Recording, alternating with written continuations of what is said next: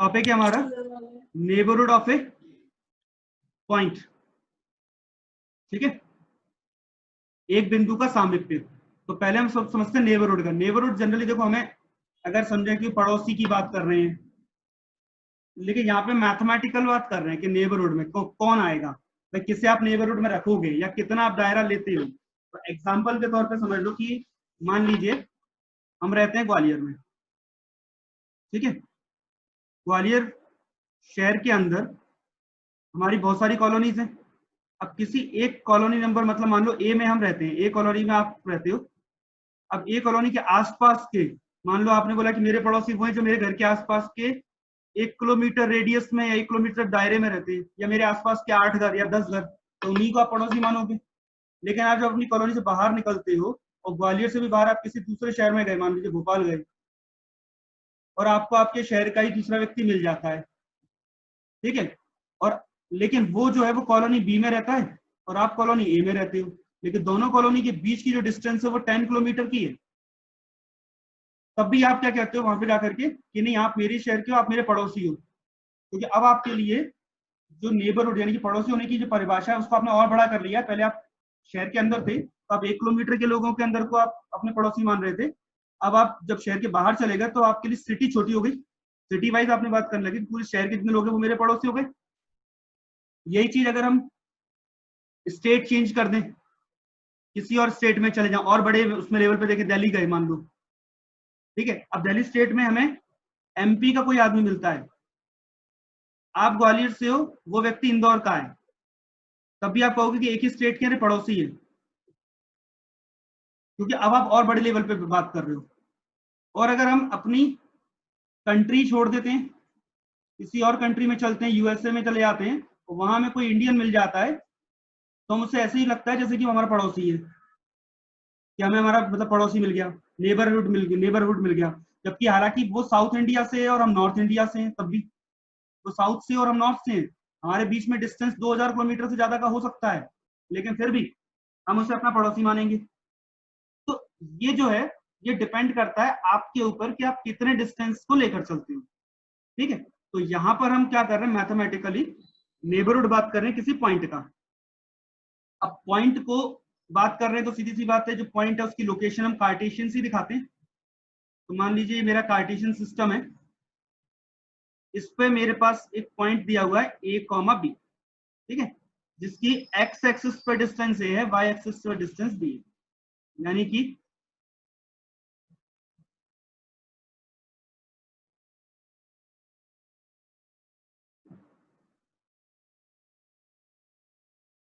ये x Y मतलब Y की साइड में हो गया, ये इसका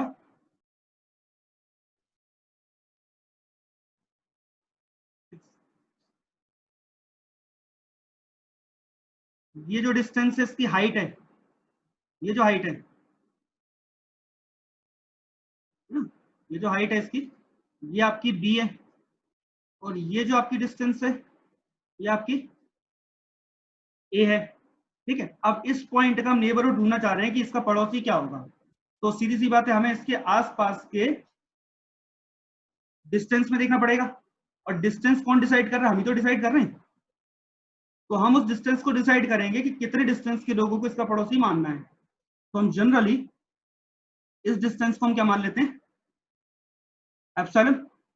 और एप्सिलॉन जो है वो हमारा कोई ना कोई पॉजिटिव नंबर होगा। ऑब्वियस बात है भाई, डिस्टेंस है, पॉजिटिव ही होना चाहिए।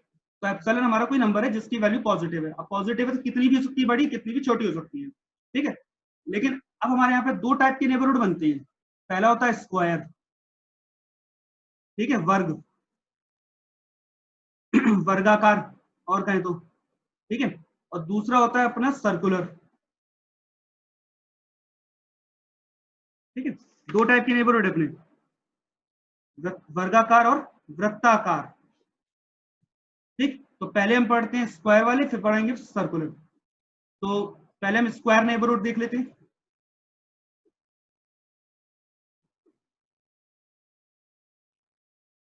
वर्गाकार, इसमें हम क्या करेंगे, जैसे मेरे पास कोई पॉइंट ए कॉमा बी था, अब एक्सिस पर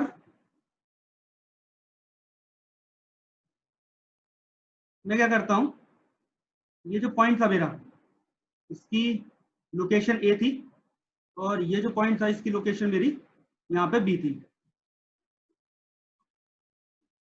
अब मैंने क्या किया, डिस्टेंस मैंने क्या लिया एप्सिलॉन, तो मैं यहां से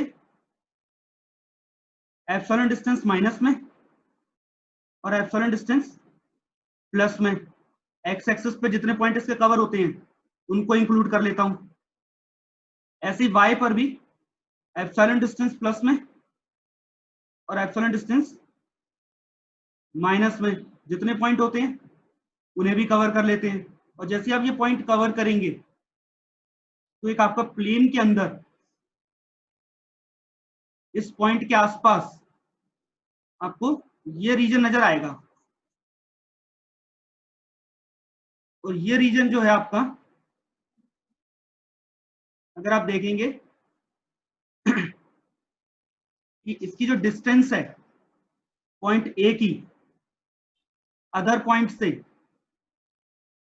मतलब ए की डिस्टेंस इधर जाओगे तो एप्सिलॉन के अंदर ही रहेगा, और इधर आओगे तब भी एप्सिलॉन के अंदर रहेगा अगर हम मॉड्यूलस लेते हैं तो।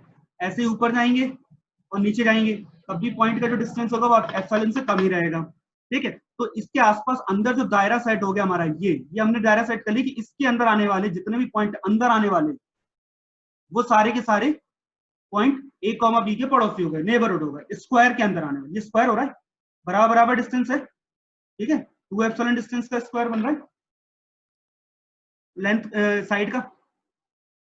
अब हमारे पास क्या हुआ कि हमने इसके अंदर से कोई पॉइंट उठाया, तो जो भी पॉइंट होगा वो एक्स कॉमा वाई हो सकता है, कोई भी पॉइंट, कहीं से कोई भी पॉइंट उठाओगे सारे पॉइंट की लोकेशन एक्स कॉमा वाई होगी। अब एक्स वाई की आपने डिस्टेंस निकाला किससे, ए बी से, और आपने उसका क्या लिया, मॉड, तो जो आंसर आएगा वो हमेशा एप्सिलॉन से तो कम ही होगा। ठीक है, और इसको और सिंप्लीफाई वे में अगर हम सिंगल एक्सिस में लिखें तो x का डिस्टेंस a से निकालने पर आंसर एप्सिलॉन से कम होगा, और y का डिस्टेंस b से निकालेंगे तो वो भी लेस देन एप्सिलॉन ही होगा। तो यानी कि इस दायरे के अंदर आने वाले जितने भी पॉइंट हैं, ठीक है, एप्सिलॉन मान लो, डेल्टा मान लो, आपकी बुक में डेल्टा लिखा हो, डेल्टा मान लो, ऐसा कोई जरूरी नहीं कि मतलब हम एप्सिलॉन ही मानेंगे या डेल्टा ही मानेंगे, वो अपने ऊपर है। हम कई बार उसको कुछ और नाम भी दे देते हैं, ईटा मान लेते हैं, ठीक है, तो डेल्टा मान लो, चाहे जैसे आप एज्यूम कर लो, वो तो एक सिंबल है अपने लिए जिसको हम डिस्टेंस की तरह हम यूज कर रहे हैं। ठीक है, तो अब हमारे पास एक दायरा सेट हो गया जिसके अंदर सारे पॉइंट हमारे आ गए। तो मान लीजिए डेल्टा माने, अगर हम, अब मैं सिंबल चेंज कर देता हूँ, डेल्टा माने तो मेरे पास जो पॉइंट ए था उसके पहले ए माइनस डेल्टा से ए प्लस डेल्टा के बीच के पॉइंट आ गए, और बी में बी माइनस डेल्टा से बी प्लस डेल्टा के बीच के सारे पॉइंट जितने भी आएंगे इनके बीच का जो डिस्टेंस होगा लेस देन डेल्टा होगा, यहाँ पे जो डिस्टेंस होगा y का वो लेस देन डेल्टा होगा। ऐसा करने पे जितने भी पॉइंट होंगे वो सारे के सारे नेबरहुड में आएंगे। ठीक है, और ये जो अपना दायरा सेट होगा, ये अपना जो स्क्वायर बनेगा जिसके सेंटर में a कॉमा b होगा, ध्यान रखना। ठीक है, बाकी सारे पॉइंट जो होंगे ये ऊपर नीचे करने पर आप वर्टिकली जाओगे या हॉरिजॉन्टल आ जाओगे। ठीक है, तो आपका जो डिस्टेंस होगा वो मैक्सिमम डेल्टा ही होगा दोनों तरफ। ठीक है, तो ये तो हो गया आपका स्क्वायर। अब अगर हम बात करें सर्कुलर नेबरहुड की, तो सर्कुलर में क्या होता है,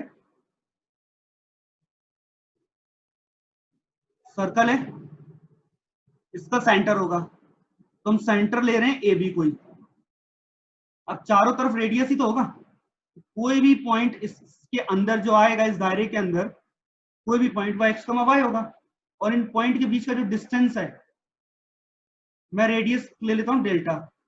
ठीक है, तो जो भी डिस्टेंस होगा वो डेल्टा से अंदर होगा।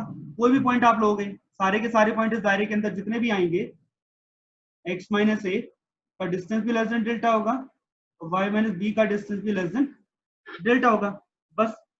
और दूसरा तरीका हम इसको ऐसे लिख सकते हैं, डिस्टेंस बिटवीन टू पॉइंट का फॉर्मूला x माइनस ए का whole square plus y minus B का होल स्क्वायर, और ये जो अपना वैल्यू आएगी वो लेस देन डेल्टा ही होगी।